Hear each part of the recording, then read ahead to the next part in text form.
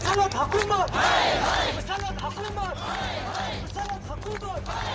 ये आज बिल्कुल ये बात इंतज़ामिया हुकूमत को वाज़ह करके जाना चाहता हूँ कि आज हम यहाँ तक तशरीफ़ लाए हैं। अगर कल तक हमारे मुतालबात मंजूर न हुए तो हम अंदर तक जाएंगे। क्या आप जाएंगे? आप तैयार हैं? नहीं, क्या वो पहले नहीं कर सकते थे? पाकिस्तान एक फटीचर मुल्क है जहाँ पे 2 रोज की रोटी मिलना असंभव हो रहा है।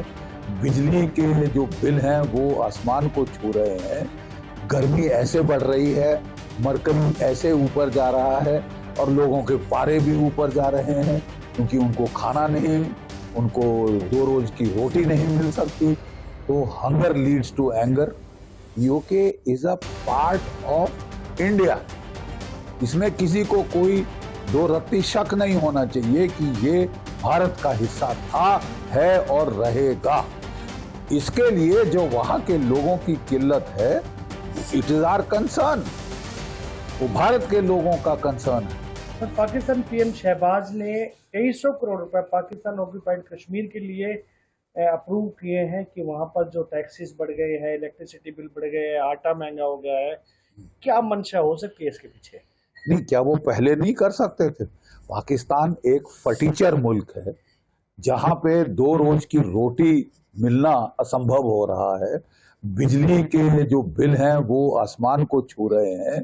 गर्मी ऐसे बढ़ रही है, मरकरी ऐसे ऊपर जा रहा है और लोगों के पारे भी ऊपर जा रहे हैं क्योंकि उनको खाना नहीं, उनको 2 रोज की रोटी नहीं मिल सकती। तो हंगर लीड्स टू एंगर और नेचुरली क्रोध आता है ऐसे लोगों को जिनको लूटा जा रहा हो, जिनके पे टैक्सें थोपे जा रहे हो।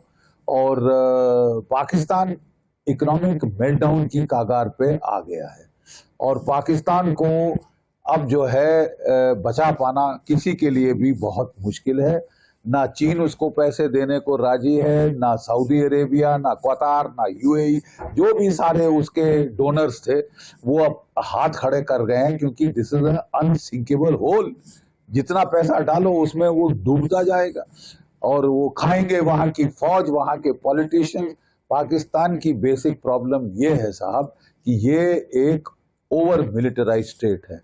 प्रोफेसर पॉल कैनेडी ने कहा था कि तमाम ओवर मिलिटराइज स्टेट्स जैसे Austria, Hungary, Nazi Germany, imperial Japan और सोवियत संघ, ऐसे सारे मुल्क जो हैं वो इकोनॉमिकली तबाह हो जाते हैं।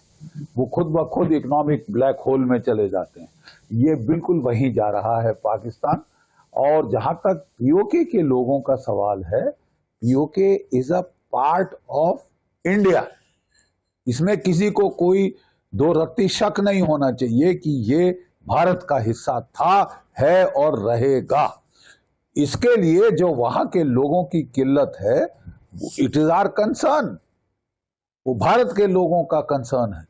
हमारी पार्लियामेंट ने क्लियर ये दिया है, जारी कर दिया है कि PoK is a part of Pakistan and we will take it back. We will take it back. तो इसके चलते I think we should take all steps, legal steps to help the people of PoK out of their distress.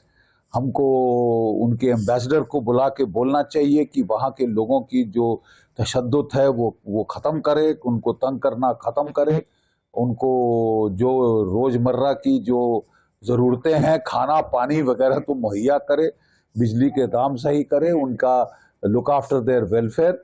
और उसके साथ हमको अब वो भी स्टेप्स लेने होंगे जो कि पाकिस्तान बड़ा बढ़ चढ़ के वो जो है कश्मीर में हस्तक्षेप कर रहा था, हमारे कश्मीर में जो सो कॉल्ड आज़ाद कश्मीर है उसका, वो हमारा है। वहां पे हमको अब हस्तक्षेप करने का पूर्ण अधिकार है, हमें करना चाहिए और जल्द से जल्द करना चाहिए to alleviate the distress and suffering of the people of Pakistan occupied Kashmir. Pakistan occupied Kashmir activist urges India's intervention amid unrest. बिल्कुल, वो वहाँ के लोग तो गुहार बड़ी देर से लगा रहे भारतवर्ष को कि साहब कुछ करिए, कुछ करिए। और अमित शाह साहब, हमारे होम मिनिस्टर ने बिल्कुल क्लियर कहा है। और यहाँ तक कि हमारी तो जो जम्मू कश्मीर असेंबली है उसमें भी पीओके के लिए सीट्स डेजिग्नेटेड है। मतलब we consider it for all purposes the part of our own territory because it is legally part of Indian territory. और वहां पे अगर लोगों को तशद्दुद दी जाए तो it is bloody well our concern. Modi government planning to take back Pak और कश्मीर नेक्स्ट टर्म। बिल्कुल क्या बिल्कुल ये ऐलान किया है, ये ऐलान जंग कर दिया है हमारे प्रधानमंत्री जी ने और हमारे होम मिनिस्टर साहब ने, अमित शाह जी ने।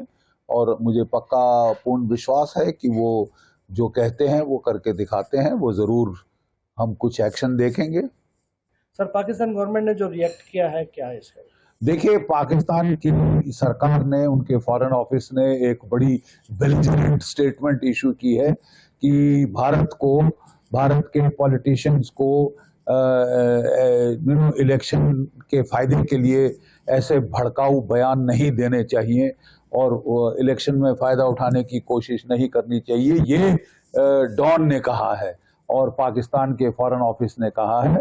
मैं एक बार फिर दोहराना चाहता हूं कि वो जरा अपने फैक्ट्स चेक करें कि लीगली पीओके भारत का हिस्सा है और एक भारतीय इलेक्शन में हर हक है भारत के पॉलिटिशियंस को ये मुद्दा उठाने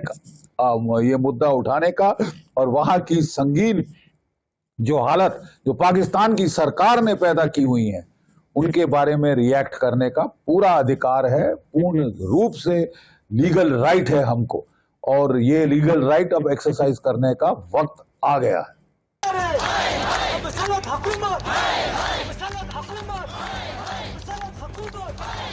ये आज बिल्कुल ये बात इंतजामिया हुकूमत को वाज़ेह करके जाना चाहता हूँ कि आज हम यहाँ तक तशरीफ लाए हैं।